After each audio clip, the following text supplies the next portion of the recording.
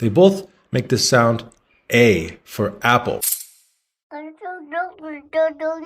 Hello and welcome to Promenade Française. Today we are going to learn how to say every single word that exists in French.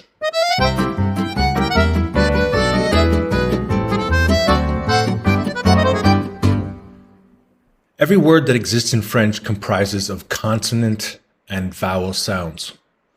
If you think about humans and human progression, whether you are religious or not, it all comes down to the word. Christians say, in the beginning there was the word. And what is the word? Let's just look at what a word is by looking at the word word. The word word begins with a W, w, and ends in a word.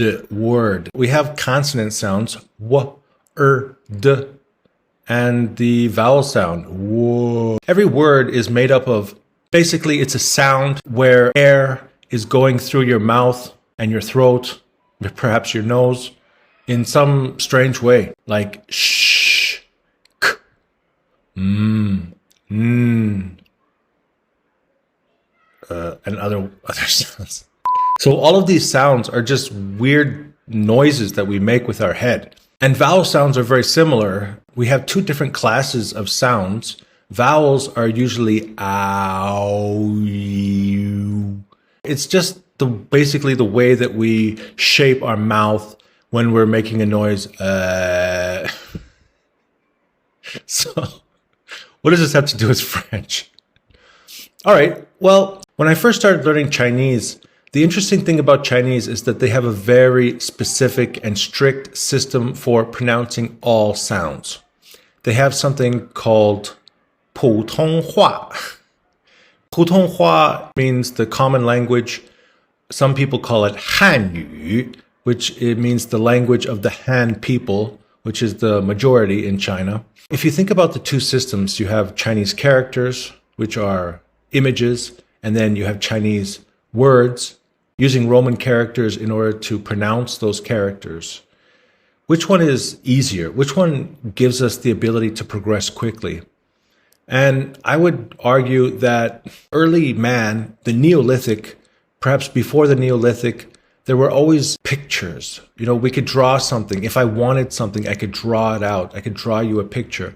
But unfortunately, pictures, they don't allow for extremely complex ideas. Chinese people are going to argue with you about that because they have Chinese characters, which arguably is the same as the noise that we make when we make sounds, when we make words, because in fact, each character is a sound. So a character represents a sound represents an idea, a character also represents the same idea. But the thing is, when I was in China, I met some people and it was actually very interesting. One of the first people that I met in China was a girl that couldn't speak. She couldn't hear. I was sitting in a large shopping mall, you know, in the food court, and I saw these two people using sign language. So I sat over there and started trying to talk to them. Obviously, that didn't last very long, but I could write Chinese characters. And so we started a conversation using Chinese characters. And one of the characters in the sentence I didn't know.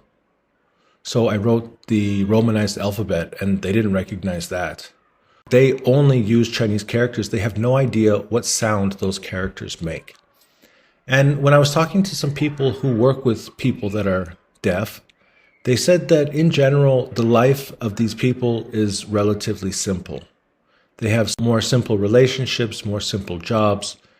And I thought, wow, the sound really helps us to have deeper conversations, engage in deeper meaning, and have a better understanding of each other. In French, just like in Chinese, there are a limited number of sounds. You might be asking yourself, why are we going to learn pronunciation from you? You don't speak French. That's true. But because I speak so many languages, and since I've been in so many different language environments, I recognize sound, and I'm very sensitive to sound and different types of sounds. And so I thought, wow, you know, how many vowel sounds exist in French? How far can I get if I have a limited number of sounds? And so I started to create this book, the book that you can download at www.promenadefrancaise.com. In the first book, called Greetings in French, Part 1. That's the sentence that we've been learning for the last couple of weeks. You know, Marie is talking to her cat and she says, Bonjour Sam, tu es très mignon. Comment vas-tu ce matin? So I memorized it. And then in the first worksheet, we also learned the different types of elements that are related to it as far as grammar is concerned. There's 2 exercises that you can do if you click the Linktree link above. There's step 1 and step 2. And today is basically step 3, where I want to tell you the different sounds from those sentences. The first sound is A.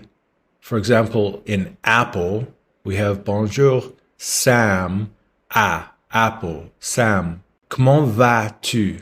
Comment vas-tu? Sam and va. They both make the sound A for apple. Tu es très. Tu es très. A. The second sound is A. So we have A for apple. We have A for like the Canadian A. Next is E, like in eat. Mignon. Mignon. Tu es très mignon. And then the cat says, meow. Next we have le. Comment vas-tu ce matin? Le. So we all know the French le français. There's 2 more vowel sounds. I have like an upper deck and a lower deck. There's 2 more sounds in the upper deck. Like met and let. Also oui, like oui, oui, oui, and wa. But those 3 sounds, they don't come from the first 2 sentences that we're learning. Next, we have U. Comment vas-tu? Tu. Tu es très mignon. Tu. Next, we have ou. Bonjour. Bonjour. Mou. Miaou. Miaou. Miaou. Ou. Mou. Bonjour. Miaou. Next, we have o. Comment. Comment. Next is en. Hi, hi, ha, ha. Like en. Bonjour. Mignon. Next is en from comment. Comment. En. Next is un. Comment vas-tu ce matin? Tin. Un. And finally, we have un. But 1, 2, 3, un. So those 14 sounds are the basic sounds that we have in French. And as we move along through our experience here learning French, I'm going to continue to reiterate these sounds. And today I just wanted to introduce you to the sounds that we have in the first 2 sentences learning greetings in French.